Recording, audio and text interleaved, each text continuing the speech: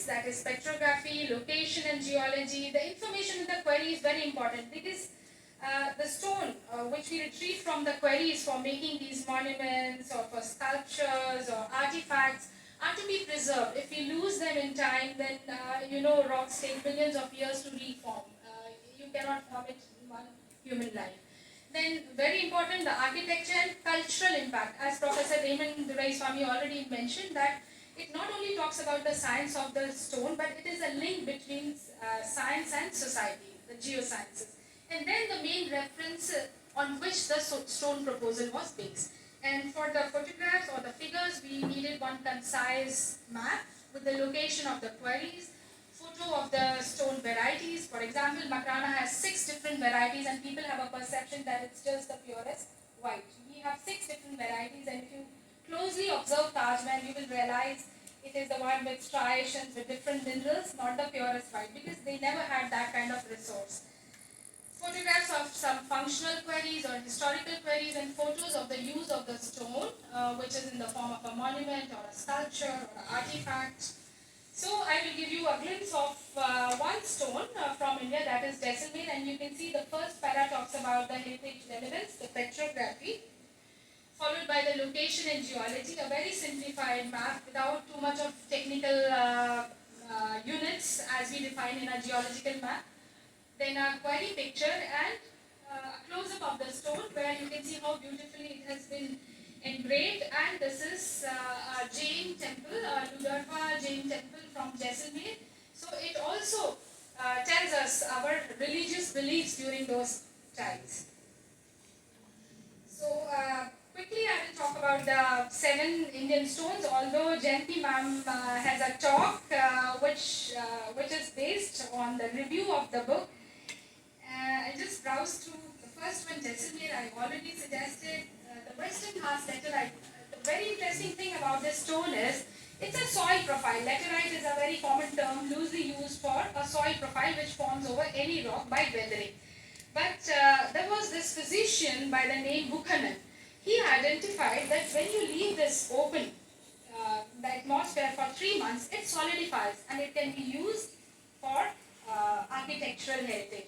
So if you go along the Western Ghats, you will see the utilization of this laterite not only in the government churches, but in all the temples. Like we have hyped it because it's a UNESCO site, but you also see those canopies and those the gravestones made up of laterite if you go to Kerala or any other parts of Western India. Then Alva quartzite, and you will be surprised, the stones speak a lot about the history of any city. So I will give you one example for Delhi quartzite. I'm just browsing through the 7 Indian stones. The Himachal slate, Indian charnokite, of course Makrana marble, and the Deccan basalt. This is St. Xavier's College, where trachyte and basalt has been extensively used. Now, take example of Delhi. The foundation of this city is on quartzite. The Delhi Ridge. Everyone must have heard of Delhi Ridge. And if you look at it, post 11th century, there have been 9 lives which Delhi has lived. It got ruined and it got reconstructed. And this is a beautiful article where they talk about 9 lives. And you will be surprised to see those 9 cities were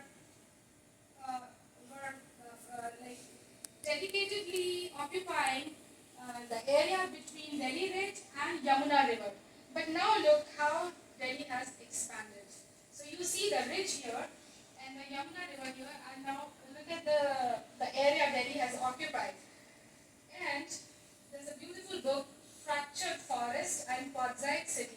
So if you read few lines from the book, the ridge offers a crucial vantage point for viewing these historical. So what's important, not only geological but historical and geographical interconnections. Its trees can't be separated from the stones below them. Professor Raymond Duraiswamy spoke about biodiversity. So biodiversity is having a foundation of geodiversity. Everything is based on Earth, and we don't give due respect or importance to Earth. So if you don't have geodiversity, the biodiversity won't thrive. So it's very nicely written. Its trees very poetic, can't be separated from stones below them, nor the cities that rose and fell around them. Only with this perspective, the clear picture of the ridge and Delhi as a whole emerged. So there's a lot to know from stones. Then this is a very interesting picture where you see a sculpture out of a foliated rock. Can you ever imagine a rock which has very thin folia, just like a notebook? You see the leaves, the pages. How can you think of a sculpture? We always think it has to be a stout rock, a closely knit rock, but a foliated rock. So this is why we designated Himachal slates, which is very much part of every home, every house, every religious place in Himachal Pradesh. You will see the roof, you will see the cladding, you will see the flooring, and the temples have these beautiful sculptures. About the interesting stone which I mentioned, Sean Compton, which gave, it's very clearly written, it gave the art of lithography to the world. So we can skip this definition, I'm sure all of you. So review of the book, I'm sure you are all going to enjoy post-tea session by Professor Jayanti. And I shared the review with my 6 co-editors, and one of them responded beautifully, exceptional, many thanks Gurmeet and Jayanti. So with this, I wind up how we got this idea to publish this book and what heritage stone means to us and to the society. I hope you all enjoy reading this book. Thank you very much.